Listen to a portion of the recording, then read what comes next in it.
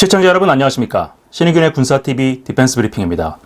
자, 일요일 오전에 전해드리는 오늘 디펜스 브리핑은 이른바 포방부라고 불리는 우리 국방부가 눈여겨볼 만한 뉴스를 가져왔습니다. 이와 더불어서 최근에 대만과 미국, 중국은 물론이고 우리나라 정치권에서도 이른바 쉐쉐 발언이라고 해서 논란이 벌어지고 있는데, 이와 관련해서 미국에서 굉장히 심각한 변화가 일어나고 있다라는 소식을 가져왔습니다. 오늘의 디펜스 브리핑 소식은 우리 국방부, 안보당국이 면밀히 검토하고 대응 전략을 세워야 할 것으로 보입니다. 먼저 포병 관련된 소식부터 듣고 가시겠습니다. 경량화를 통해 공수부대와 경보병 부대의 핵심 화력 지원 자산으로 운영되던 견인식 곡사포의 수명도 이제 끝나가는 것 같습니다. 미 육군에서 견인식 곡사포에 대한 사실상의 사형 선고가 나와 주목됩니다. 미래전에서 포병은 현재 포병과 많은 차이를 보일 것이며 견인곡사포는 이제 그 시대의 끝을 맞이하고 있다고 미 육군 미래사령관 제임스 레이니 대장이 밝혔습니다. 레이니 사령관은 미 육군협회 글로벌 포스 심포지엄에 참석해 나는 우리가 견인곡사포 시대의 끝을 목도하고 있다고 믿고 있다면서 견인식 포병의 미래는 밝지 않다고 밝혔습니다. 그는 앞으로 중국과 같은 위협에 대응해 대규모 군사작전을 수행할 때 기동성이 우수한 간접 화력 지원 수단이 필요하다면서 현재 육군은 미래 무기체계에서 포병 능력을 어떤 식으로 구성하고 전술화 할지를 연구하고 있다고 밝혔습니다. 그는 가령 강제 진입 작전을 할 때 사용할 수 있는 자율 로봇화 화포 같은 것을 생각해 볼 수 있다면서 이러한 로봇화 화력 지원 수단은 특정한 구경에 얽매일 필요가 없다고 생각한다고 밝혔습니다.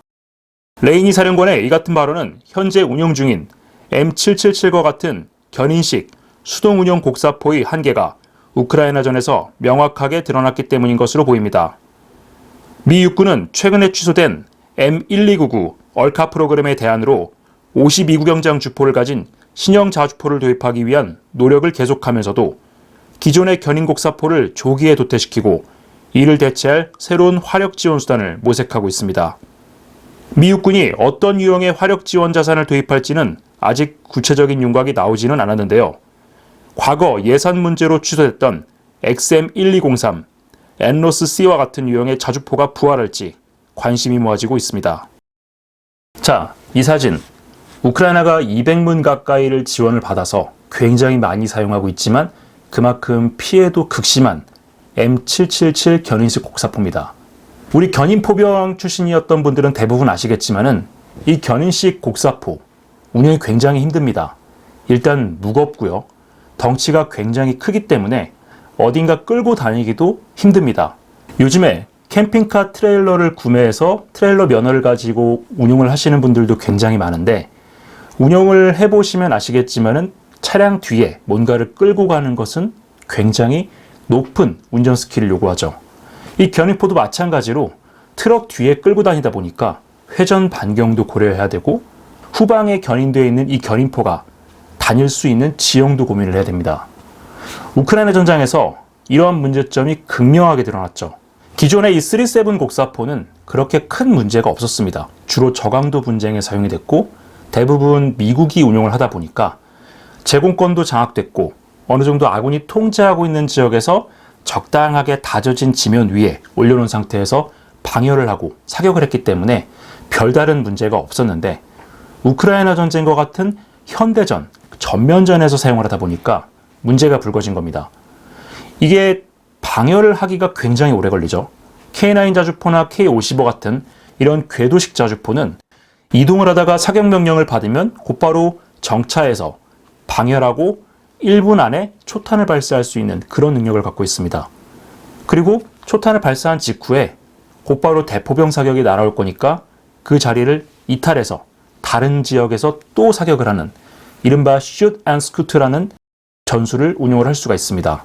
자, 그런데 이 견인식 곡사포 같은 경우에는 차에서 내려서 포다리를 벌리고 발톱을 받고 방열을 하고 그리고 포탄을 수동으로 장전하죠. 그리고 쏜 다음에는 이것을 다시 또 접어서 트럭에 걸고 이동을 해야 되기 때문에 우리 K779 같은 경우에는 숙련된 분들, 정말 숙련된 분들을 데리고 와도 10분 정도 걸리죠. 방열하는데 10분, 나가는데 10분. 제가 K9 자주포하고 KH-179 이 두 개 부대에서 다 근무를 해봤는데 포의 성격 자체가 워낙 다르다 보니까 운용 전술도 굉장히 많은 차이가 있었고요. 특히 179 부대 같은 경우에는 이런 식으로 운용을 하면은 이 장병들의 생존성이 극히 취약해지겠구나 이런 생각을 많이 했습니다. 자주포 같은 경우에는 유계화된 장갑 뚜껑이 있죠. 그러다 보니까 포탄이 떨어지더라도 이 차량 내부에 탑승한 장병들이 데미지를 입을 가능성이 그렇게 높지 않은데 이 견인포 같은 경우에는 완전히 오픈되어 있습니다. 그러다 보니까 적의 대포병 사격이 떨어졌을 때 굉장히 위험하죠. 지금 우크라이나 전장에서 이 37 견인포 그리고 프랑스가 제공한 세자르 자주포, 마리 자주포지 실제로는 트럭 위에다가 견인포를 얹어놓은 형태이기 때문에 운용 요원들은 그대로 야지에 노출이 되어 있습니다.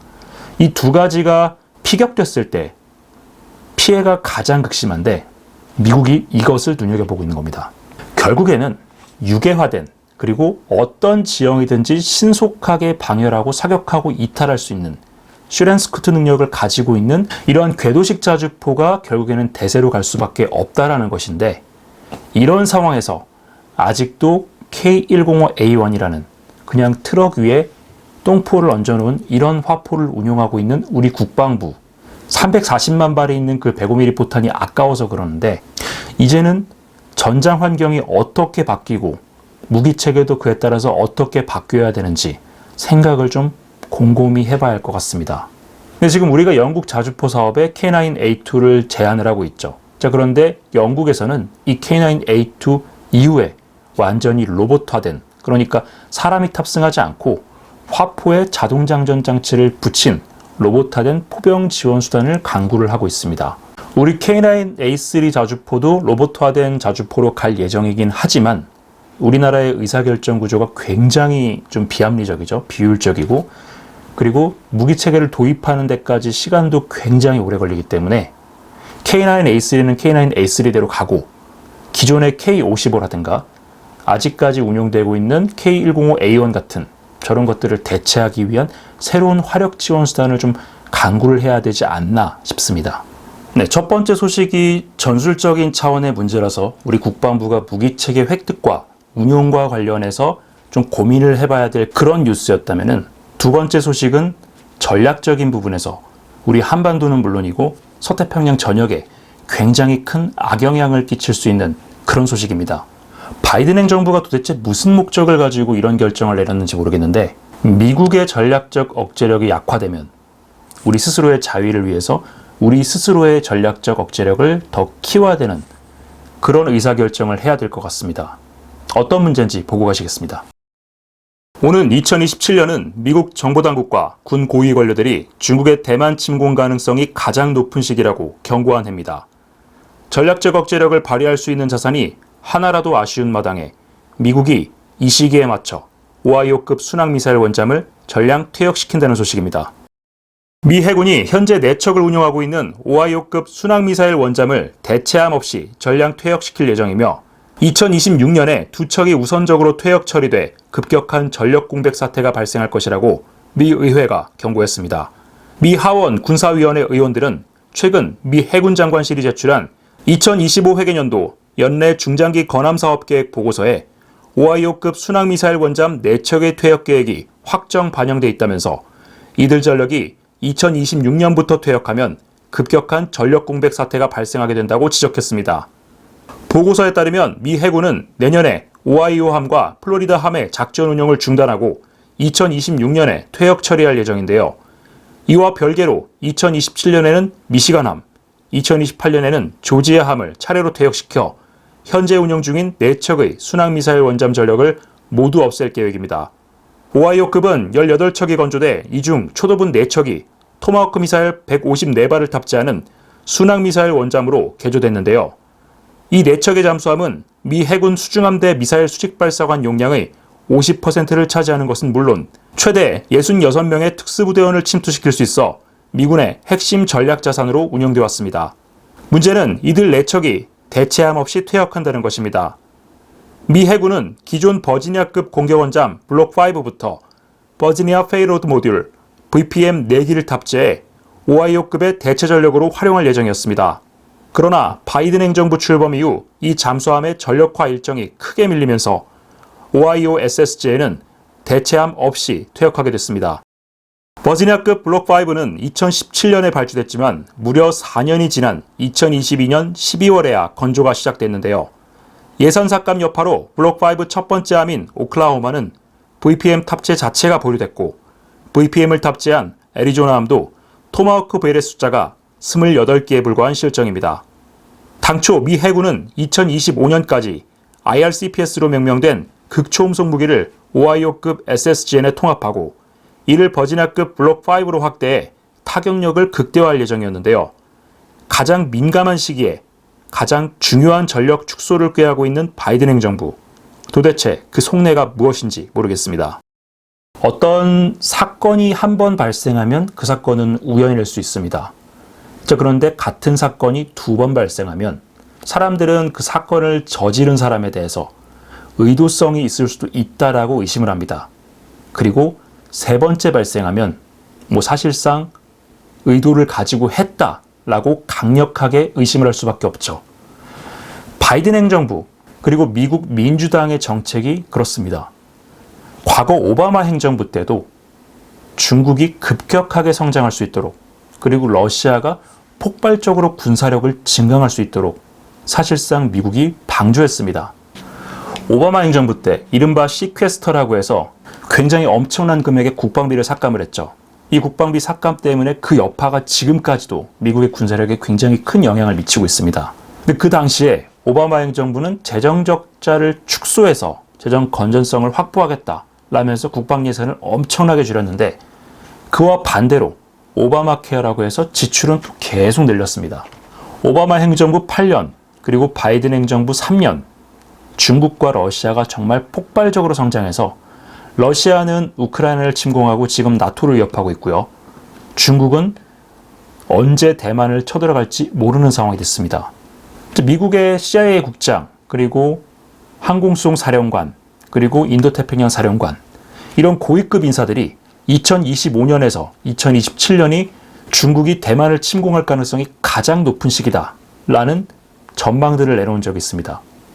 그리고 미국 정보기관도 2027년까지 시진핑이 인민해방군에 대만을 점령할 수 있는 군사적 준비를 마쳐라 라고 지시를 했다는 경고도 계속해서 쏟아지고 있죠.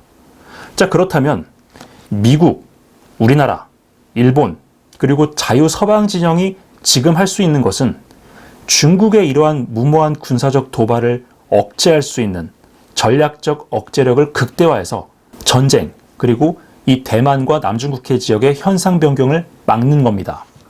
바이든 행정부도 그렇고 서방 각국도 힘에 의한 현상 변경을 반대한다라고 공식적으로 입장은 천명하고 있는데 아니 국제 문제가 이런 말로만 해서 됩니까? 현실 정치에서 전쟁을 억제하는 것은 레토릭이 아니라 힘입니다. 중국이 감히 올려다보지 못할 만큼의 강력한 힘으로 찍어 눌러서 감히 전쟁을 생각하지 못하게 만드는 것이 억제력인데 이 억제력의 핵심을 담당하고 있는 오하이오급 순항미사일 원잠을 4척을 가장 민감한 시기에 전량 퇴역시키겠다. 이게 상식적으로 맞는 결정인가요? 그리고 원래 오하이오급은 퇴역 예정함이 아니었습니다. 일단 지금 후속함인 컬럼비아급 사업이 굉장히 지체가 되고 있고 버지니아급 블록5도 지연이 되고 있죠. 지금 미 해군은 잠수함이 없다라고 아우성을 치고 있는데 미국은 내년 회계년도 예산안에서 1년에 2척 체제인 공격원잠 건조 숫자를 한 척으로 줄였습니다. 네, 바이든 행정부는 2025 회계년도 예산안에서 매년 2척을 건조하도록 되어 있는 기존엔 계속 그렇게 진행이 왔었던 공격원잠 건함 예산을 반토막 냈습니다. 그래서 2척이던 것을 한 척으로 줄였죠. 이것 때문에 버지니아급은 물론이고 차세대 전략원잠인 컬럼비아급 건조에도 굉장히 큰 문제가 생겼습니다. 미국 조선소들은 그것 때문에 아우성이고요.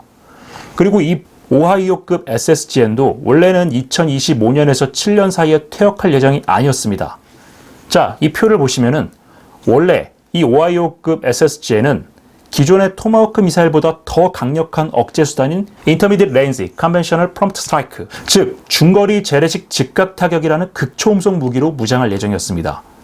이 미사일은 육군에 배치되어 있는 다크 이글 극초음속 미사일의 해상판인데 이 오하이오급 SSGN이 이 미사일을 탑재하고 남해나 서해 근처까지 들어가서 전략 초계를 돌고 있으면 북한이나 중국 같은 경우에는 이 극초음속 미사일에 대응할 시간 자체가 없기 때문에 이 함의 존재만으로도 엄청난 전쟁 억제 효과를 기대할 수 있었습니다. 자, 그런데 이 개조 계획, 당장 내년에 전력화가 예정돼 있었던 이 개조 계획이 날아가고 오하이오급 SSGN은 퇴역한다는 겁니다.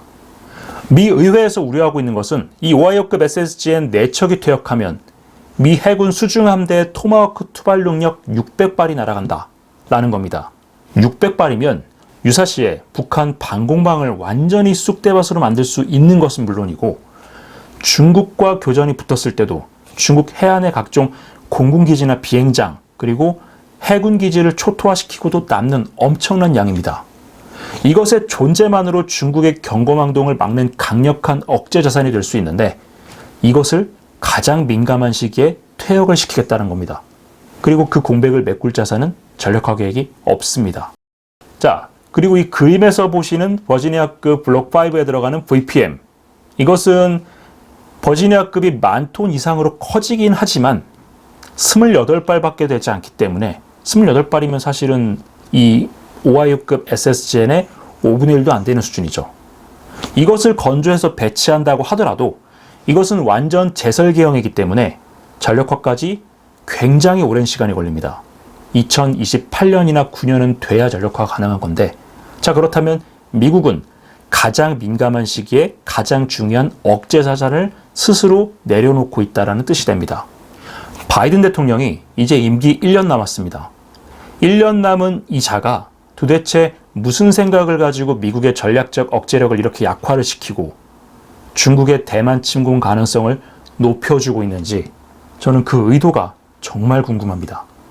이렇게 미국의 전략적 억제력이 약화가 되면 대만에서 문제가 발생할 수 있고 이 대만에서 문제가 발생한 틈을 이용해서 북한이 경거망동을 할 수도 있죠. 즉, 대만 문제는 우리의 안보, 우리의 생존과도 직결된 문제라는 겁니다. 우리 안보당국이 미국의 이 전략적 억제력이 약화되는 이 시기, 이 상황을 잘 추적하고 관련 대책을 세워서 우리나라에는 전략 억제력 공백으로 인한 안보 위기 상황이 닥치지 않도록 잘 준비해야 되겠습니다. 오늘 저희가 준비한 소식은 여기까지입니다. 시청해주셔서 감사합니다.